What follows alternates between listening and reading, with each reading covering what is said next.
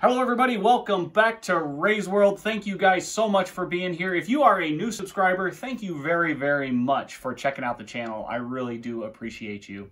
If you're a returning subscriber, you know you have my heartfelt thanks. In today's video, we have a box of nickels and a box of pennies. The box of pennies was put together by my tellers. Some of them are customer wrap rolls, some of them are bank wrap rolls. It's gonna be a really interesting box. Some of them are uncirculated as well, so that's kind of a bummer. Still getting a bunch of those uncirculated 2020 pennies. Many of you have been wondering and asking questions of whether or not when I get to 1,000 subscribers, I'm going to start live streaming again. There is a possibility that I will. I will probably not do it every Saturday like I was doing it. It will be less often, maybe one big live stream a month. I'm not sure. I'm tossing it around. I'm coming up with some ideas. I have an idea for a new series coming up. It's all in the works. I just have to find time to get it all done.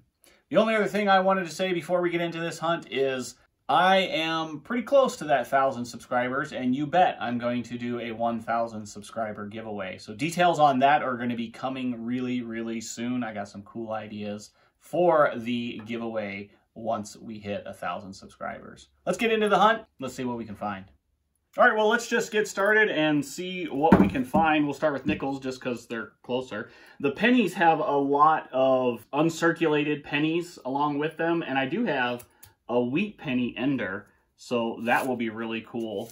But let's just start with our nickels and see what we got. Who knows? 1945, right there. Boom. Silver right out of the gate. Check it out.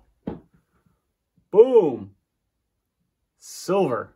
That's awesome. How's that? I'd like to open every single roll and find silver. It was a 1945 Philadelphia. That might be the only thing in this roll. Nope, there's a 1955 Denver. Were that a 55 Philadelphia, I would keep it. But, all right, well, we'll just keep going. Come back if there's anything awesome.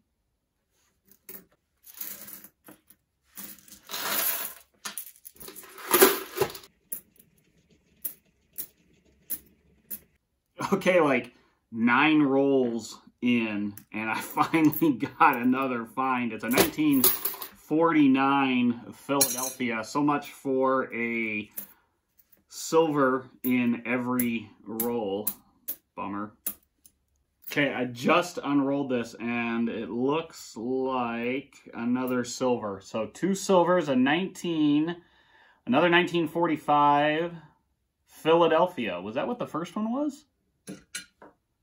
Sure was. Another 1945 Philadelphia. So very cool. A couple of rusty ones. Not a whole lot of other finds so far. A couple of 40s, 49 and a 47, I think it is. Yeah, that's it. So pretty skinny in terms of finds. But I'll tell you what, I will take 2 silvers over a whole bunch of non-silvers any day.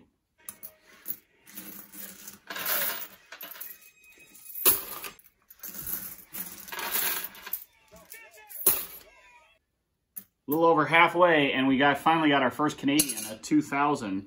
I think I've only had like one other find since I last saw you guys. It's interesting box for sure. We'll see what else we can pull out of it here in just a few minutes. Hopefully more silver, hopefully a buffalo. You know, I haven't gotten a V-nickel in a long time, and I'd really like one of those.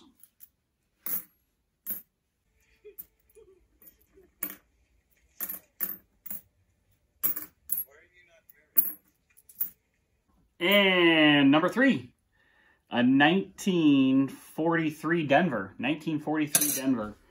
Very cool. 3 silvers. I still have 11 rolls to go after this. I don't think there's anything else in this roll, but I'm going to check it anyway. But 3 silvers in one box. That's pretty spectacular, actually. There's a piece of paper. I did find two 1937s. Two 1939s. Were they 1937s? They'd be Buffaloes. I did find two 1939s, and I am going to check and see if the reverse has the double Monticello or double 5 cents. That's a double die reverse. Known error from 1939s. So we'll check those afterwards. Yeah, nothing else in that roll.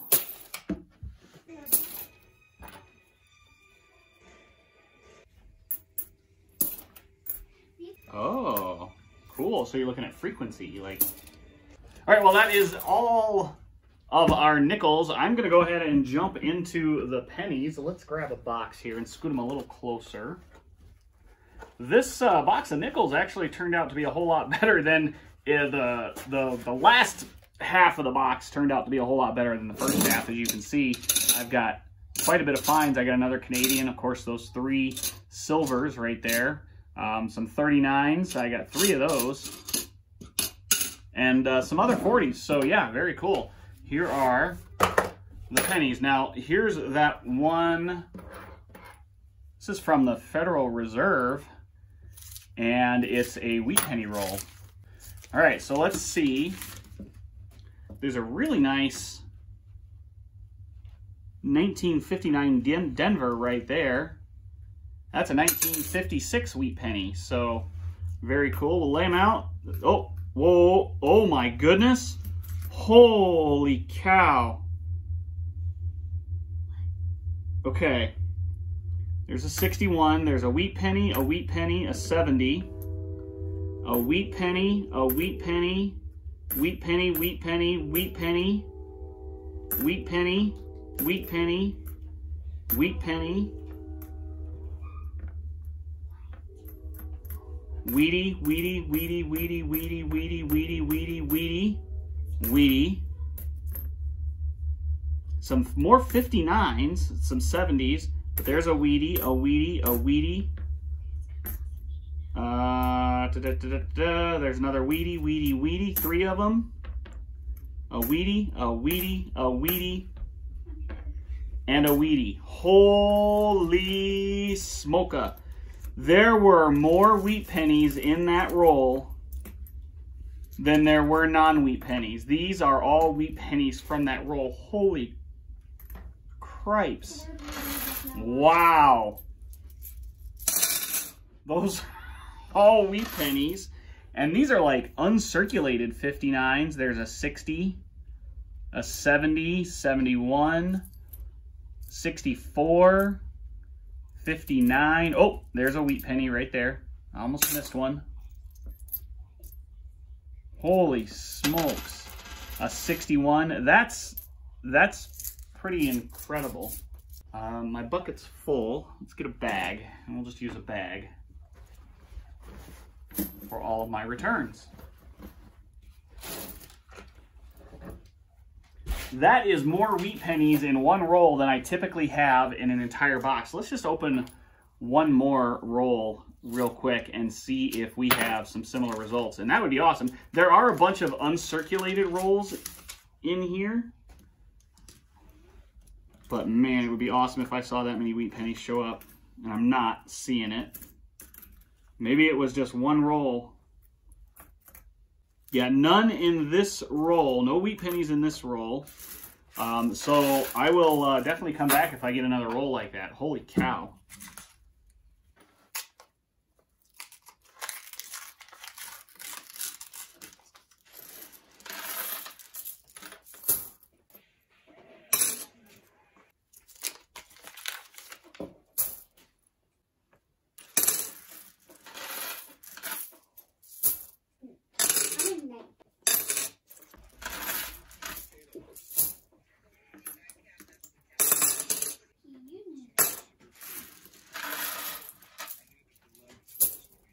This is the last roll in this absolutely amazing box of pennies. I can't believe that I have as many finds as I do.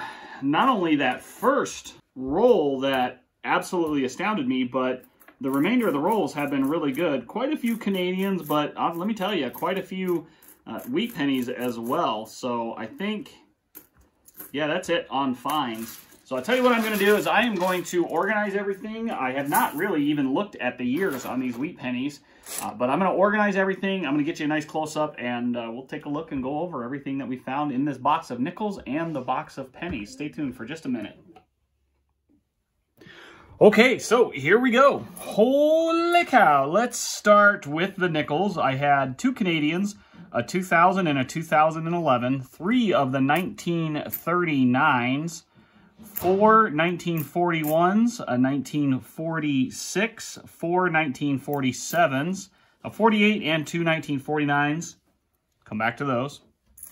In the pennies, I had 2, 4, 6, 8, 10 copper Canadians, not including these, 3 zinc or steel Canadians, a young head from 1957, very beautiful young head, 1957 young head, and then I got a 1967 Canadian, so that's a bird scent, that's a rock dove on there for their commemorative. And then from that first roll, there were 34 wheat pennies in that first roll. They were all in the 1950s. Some of the others I found were also 1950s, but I got 2 50s, 5 51, 5 52, 3 53s, 1954, 5 of the 1955s, 9 1956 and 1957, and 3 1958s. Of course, we had the 3 silvers. One was a 1943, and that was a Denver. 2 1945s, and they were both from Philadelphia. So very, very cool to find 3 silvers in the box. But holy cow, what a haul of finds. I cannot believe that we found this much in those boxes, especially the nickels, because the first half was so crappy, and the second half turned out to be so awesome, minus the silver, of course. And then the wheat pennies, holy smokes, that's a lot of wheat pennies. Well, that is it. Holy smokes. Again, I just cannot get over what awesome, awesome boxes those turned out to be, especially those wheat pennies. Thank you guys so much for watching. I really appreciate every single one of you. Take care, everybody. I'll see you real soon. Bye.